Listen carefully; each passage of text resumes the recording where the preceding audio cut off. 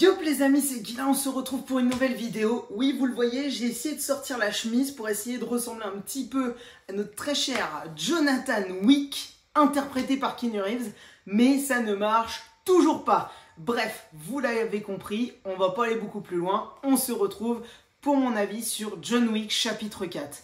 Pour vous résumer très rapidement l'histoire, c'est le 4e volet de la première trilogie, maintenant quadrilogie, John Wick, où on suit un personnage qui, après que des hommes l'aient cambriolé au niveau de sa maison dans l'épisode 1, dans le film 1, et ont tué son chiot, s'est vengé, et de là s'est monté de fil en aiguille, et il se retrouve l'homme le plus traqué, un excommunié par la Grande Table, une entité supérieure qui dirige presque le monde, ou en tout cas le monde des tueurs à gages, et on se retrouve ici avec des nouvelles règles, puisque John Wick va avoir la possibilité de retourner les règles et les conséquences de la table pour lui et pour s'en sortir.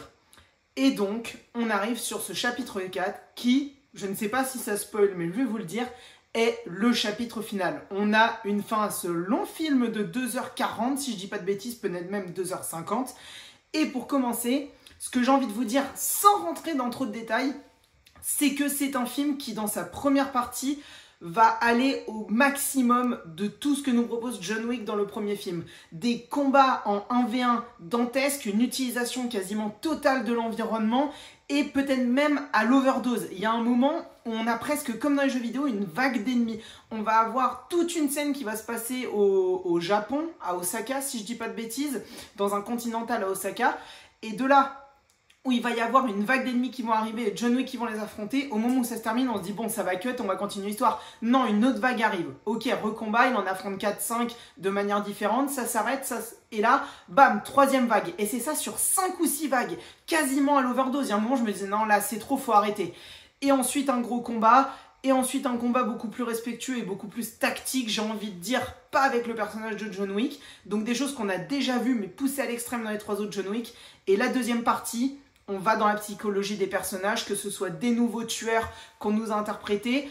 L'arrivée et cette transition se fait avec, pour moi, l'une des meilleures scènes du film, qui est la scène du poker avec l'Allemand.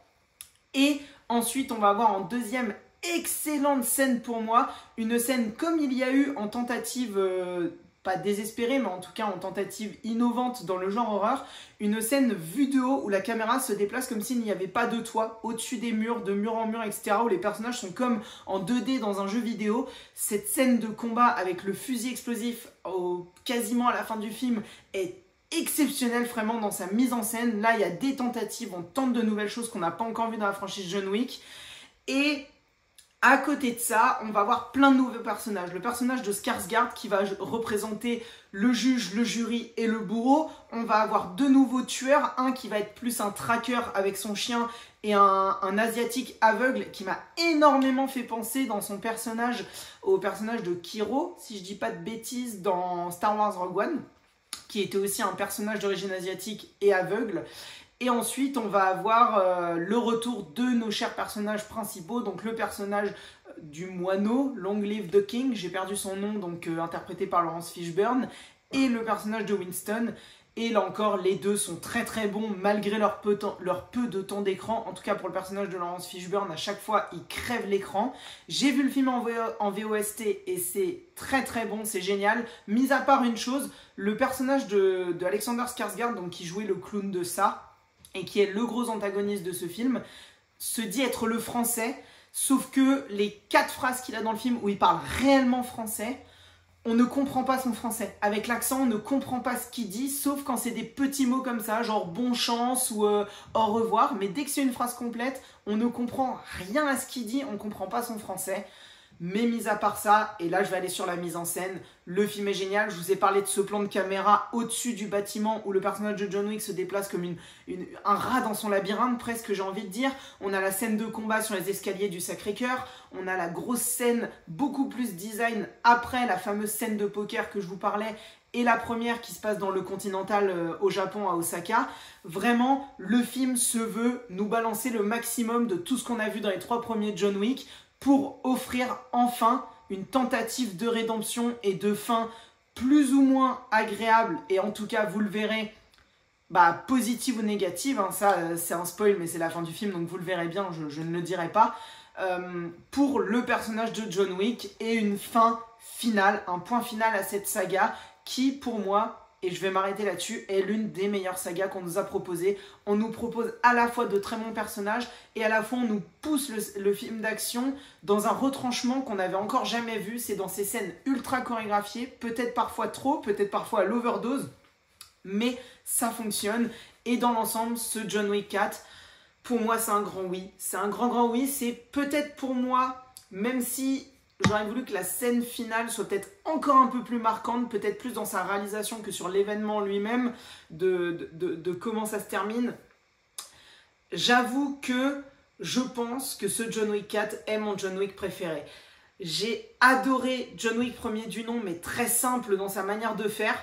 Le 2 est peut-être celui qui m'a le moins marqué parce qu'il sert vraiment d'épisode de transition. Le 3, je l'avais beaucoup aimé, je l'avais vu au cinéma, là où les deux premiers, je les avais découverts chez moi sur mes Blu-ray. Là, j'avoue que le 4, à découvrir en cinéma, il m'a beaucoup plus impressionné, il m'a beaucoup plus marqué et en fait, il m'a créé beaucoup plus d'émotions que le 3. Donc, en comparatif, je vous dirais effectivement que John Wick 4 est mon préféré. Il m'offre à la fois tout ce que j'ai aimé dans la trilogie John Wick et à la fois une conclusion finale à cette quadrilogie. Donc, pour moi, John Wick 4, c'est un grand oui. En tout cas les amis, n'hésitez pas à me dire vous ce que vous avez pensé de John Wick 4 dans les commentaires, si vous l'avez vu ou si je vous ai donné envie de le voir. Est-ce que vous pensez même de cette saga d'action dans la globalité des 4 films John Wick par rapport peut-être à des Missions Impossibles, James Bond ou autres? Et également de mettre un petit pouce bleu, oui je vous le dis à la fin de chaque vidéo, mais vraiment ça permet de se faire référencer, ça permet de mettre en avant mes créations, donc franchement c'est le meilleur moyen pour me soutenir et c'est gratuit. En attendant les amis, si vous voulez me soutenir sur différents trucs, c'est dans l'espace commentaire comme d'habitude.